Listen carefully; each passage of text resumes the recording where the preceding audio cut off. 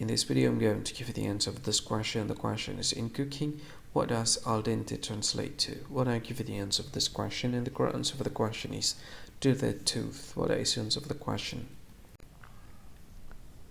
Hi, thank you so much for watching this video. If you find this video is very useful, you can help this channel to grow by subscribing this channel.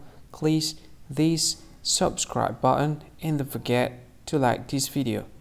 And if you find this video is not really good, or you don't really like this video, or you kind of feel that it's a little bit offensive or something like that, you can click this one, dislike button. You can do that anyway.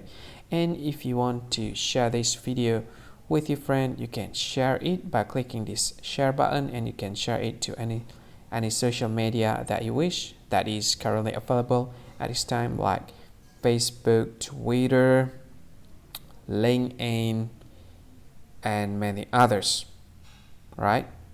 And if you want to add this video to your playlist, you can click this one. You can watch this video later, and you can find more options by clicking these three dots. And yeah, don't forget to subscribe. I think that's all of it. Thank you so much for watching this video, and see you again in another video. Bye bye. See you again.